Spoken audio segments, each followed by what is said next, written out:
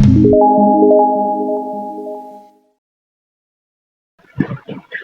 Guys, my name is Ashish Kulshreshtha and welcome to my YouTube channel.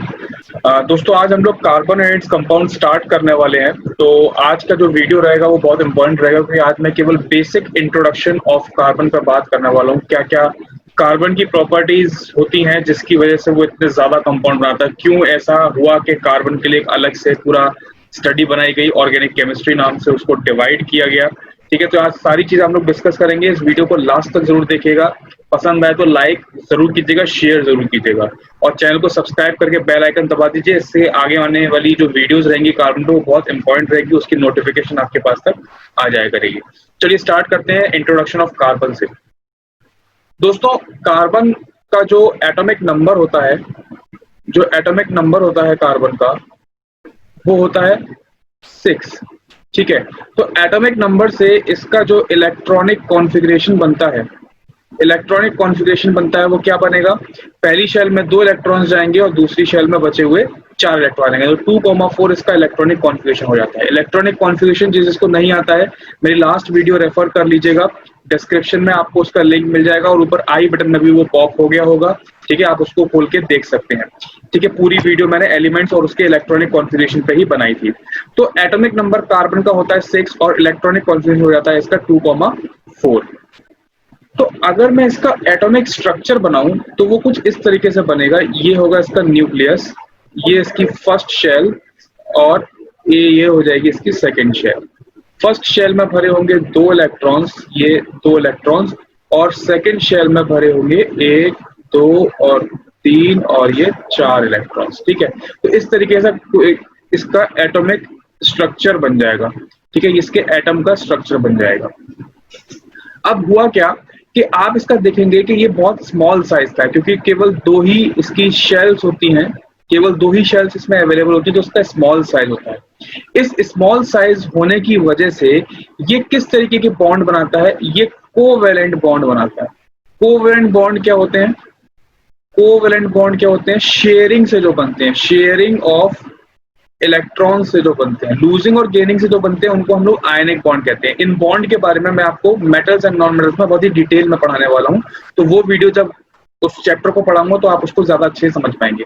फिलहाल sharing करता है ये, लूजिंग और गेनिंग नहीं करता है। उसका रीजन ये है, ये आयनिक बॉन्ड इसलिए नहीं बना पाता है क्योंकि देखिए आयनिक बॉन्ड में क्या है, लूज करेगा या गेन करेगा। या तो इन इलेक्ट्रॉन्स को देखिए स्टेबल होने के लिए या तो 8 चाहिए ऐसे सेकंड शेल में, या फिर फर्स्ट शेल में 2 ही रह जाए केवल, तो उसके लिए या तो इसको ये इलेक्ट्रॉन्स लूज कर देने पड़ेंगे। ठीक है ना, लूज करने के लिए इन सभी इलेक्ट्रॉन्स को यहां से बाहर जाना पड़ेगा, लेकिन ये जा नहीं सकते। क्यों नहीं जा सकते? क्योंकि इसका साइज जो है बहुत छोटा होता है और न्यूक्लियस का जो अट्रैक्शन होता है इन शेल्स पर वो बहुत ज्यादा होता है।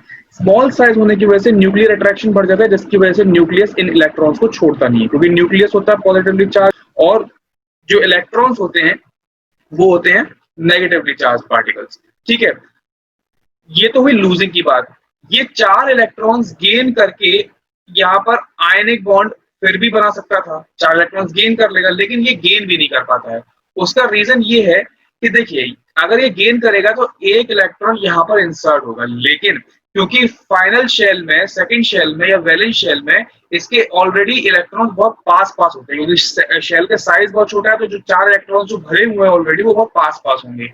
और इलेक्ट्रॉन दोनों ही नेगेटिवली चार्ज पार्टिकल्स हैं और same charges will repel each other, तो इसकी वजह से ये एक दूसरे के पास आने नहीं देते हैं इस दूसरे वाले इलेक्ट्रॉन को।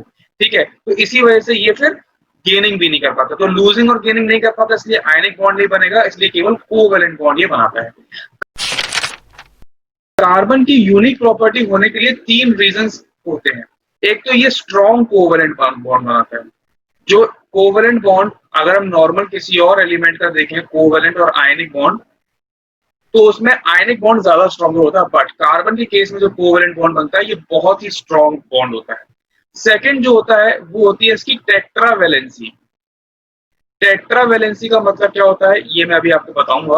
और थर्ड होता है इसकी कैटिनेशन प्रॉपर्टी। ठीक है, कैटिनेशन प्रॉपर्टी, कैटिनेशन क्या होती है ये भी बताऊंगा। टेट्रावैलेंसी के बारे में पहले बात करेंगे। टेट्रावैलेंसी का मतलब होता है वैलेंसी 4। टेट्रा मींस होता है 4 and this is valency means valency, तो 4 इसकी वैलेंसी होती है। कैसे वैलेंसी होती है 4 इसकी? देखिए, 4 इलेक्ट्रॉन्स चाहिए स्टेबल होने के लिए, और मैंने क्या बताया था, जितने भी इलेक्ट्रॉन्स की गेनिंग, लूजिंग और शेयरिंग करेगा कोई भी एलिमेंट, वही उसकी वैलेंसी होगी। ठीक है, तो वैलेंसी इसकी हो जाती है 4।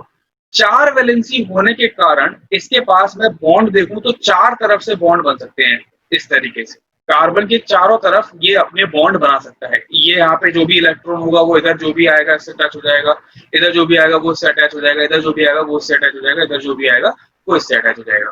तो ये चारों तरफ से बॉन्ड बना सकता है। 4 रास्ते खुले हुए एक तरीके से इसके पास बॉन्ड बनाने के लिए। सेकंड जो इसी के साथ इंपॉर्टेंट प्रॉपर्टी होती है वो होती है कैटिनेशन। कैटिनेशन का मतलब होता है self linking property. Self linking property एक स्पेशल प्रॉपर्टी होती है कार्बन के पास कि ये खुद ही अपने जैसे एटम के साथ लिंक कर देता है। मतलब जैसे ये यहाँ पर कार्बन इसके साथ डायरेक्टली लिंक हो सकता है। ठीक है, इसके पास भी कैटिनेशन है, इसके पास भी कैटिनेशन है। अब जैसे ये कार्बन यहाँ पर आया तो इसके पास भी और 3 रास्ते होंगे। 3 क्यों? क्योंकि चौथा रास्ता तो ये था ही जो कार्बन और कार्बन को लिंक किया, तो इसके पास 3 रास्ते और खुल गए। तो देखिए, एक कार्बन आने से 3 और रास्ते खुल गए। तो यानी कि ये एक लंबा बॉन्ड जो है, लंबा एक कंपाउंड बनाया। इसके बाद यहाँ से और कार्बन इस तरीके से अटैच हो सकते हैं और यहाँ पे और रास्ते इस तरीके से खुलते जाएंगे, जो बॉन्ड और ज्यादा बनते जाएंगे। कार्बन अपने अलावा अगर बॉन्ड पूरे करने हो तो हाइड्रोजन से सबसे जल्दी लिंक करता है, और यही जो कंपाउंड होता है ना, हाइड्रोजन और कार्बन के साथ मिलकर, इन्हीं को हम लोग हाइड्रोकार्बन्स कहते हैं। ठीक है ना, हाइड्रोकार्बन्स कहते हैं the compound which is made up of hydrogen and carbon. और यही एक्चुअली में ऑर्गेनिक केमिस्ट्री को फॉर्म करते हैं। और ऑर्गेनिक केमिस्ट्री के जो बेसिक कंपाउंड होते हैं, यानी कि एक तरीके से study of hydrocarbons is known as organic chemistry. तो ये इस तरीके से आपकी बॉन्डिंग दिखाता है।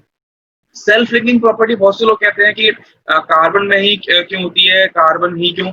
ऐसा नहीं है, कार्बन में ही होती है, ये और भी एलिमेंट्स में होती है, जैसे सिलिकॉन में होती है, लेकिन सबसे स्ट्रॉन्ग जो होती है वो कार्बन में होती है। ठीक है, तो जो 3 मेन रीजंस है इसकी यूनिक प्रॉपर्टी के लिए वो है, एक तो कोवेलेंट बॉन्ड बनाता है, स्ट्रॉन्ग कोवेलेंट बॉन्ड बनाता है, जिसका रीजन होता है स्मॉल साइज, टेट्रा वैलेंसी होती है और कैटिनेशन प्रॉपर्टी होती है। इसी रीजन की वजह से ये एक लंबी चेन फॉर्म कर लेता है। देखो कैसे, एक मैं बना के दिखा देता हूँ। इसका नाम अभी मैं नहीं बताऊंगा, नाम आगे आगे लेक्चर्स में, वीडियोस में आपको बताने वाला हूँ। जैसे ये कार्बन है, इसके पास 4 रास्ते हैं, यहाँ पर एक और कार्बन इसके साथ अटैच हो गया तो इसके पास 3 रास्ते खुल गए।